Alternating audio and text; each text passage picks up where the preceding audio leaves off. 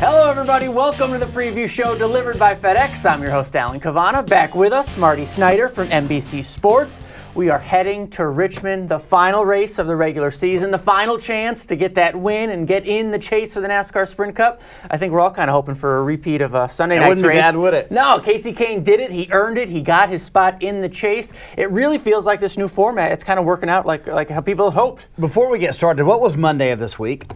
Labor Day. And what jacket are you wearing? I'm wearing tan because it's still You're wearing white. It's after Labor Day. Come on, Cavana. I know it's 1,000 degrees in Charlotte. Who cares? It's still summer. Who cares? Who cares? No, I agree with you. I'm certainly hoping that we have a result like we had Saturday night. And I think this new format's made it fun, you know, and it's really a win or you're in situation any weekend. That's what happened with Casey Kane on Sunday night.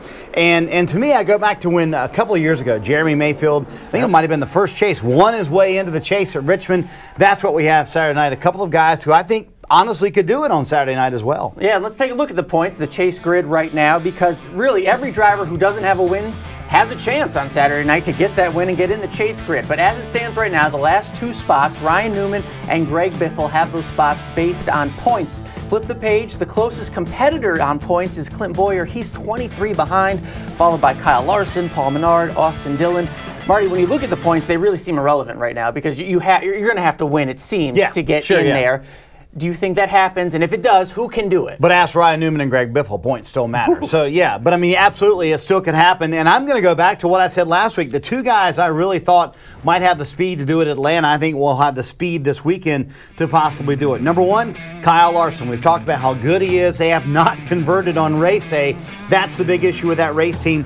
And to me, I go back and I look at the New Hampshire results. Kyle Larson ran surprisingly well all weekend long. Very good at this type of racetrack. Can they convert it on race day?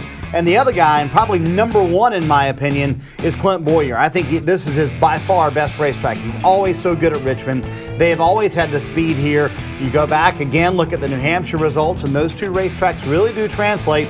Clint Boyer very strong at New Hampshire. I think he'll be very strong this weekend, but obviously for those guys, they do have to win to be able to get into the chase, and I think it's possible. I think those two guys are the only ones, though, Alan, who could possibly win this weekend and find their way into the chase. But I think it is feasible that those two guys could get it done. If Boyer doesn't get a win, or Vickers, I mean, we're talking Mike Waltrip car not getting in the chase. That's a big deal for them. And that is a big deal, and I think it's tough for that race team, especially when you look at the future and you go, hey, we're looking for new sponsorship, but we didn't make the playoffs. And oh, by the way, the playoffs expanded this year to 16 teams. Yeah. It looks even worse. All right, that brings us to this week's social pick of the week. It's real simple. Does a winless driver get a win this weekend in Richmond and make the chase? Yes or no? You can vote at NASCAR.com/social. We want to hear from you. Marty, you came close last week when we were picking winners. Kevin Harvick dominated the race. What happened at the end, Harvick? Come on, man. Harvick, I mean, this year. But bad restart. Who's winning in Richmond? I'm going to go with Brad Keselowski. Overall, at short tracks, the Penske guys have been phenomenal. You look at Bristol a couple of weeks ago, how good Joey Logano was and how good Brad was, really. And you look back at New Hampshire again, he was by far the dominant car. So I'm going to go with Brad Keselowski this weekend.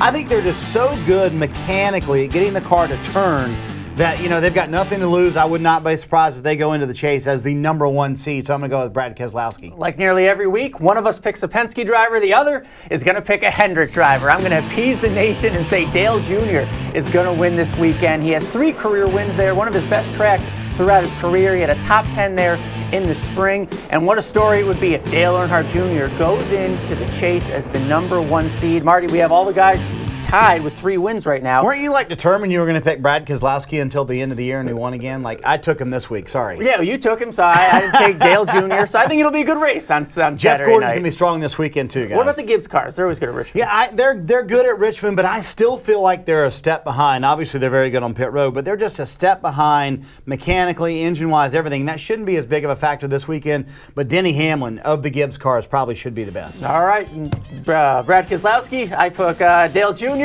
Let's have a good race on Saturday night. Thank you for joining us, Marty Snyder. Thank you for watching the preview show delivered by FedEx. Have a great one, everybody.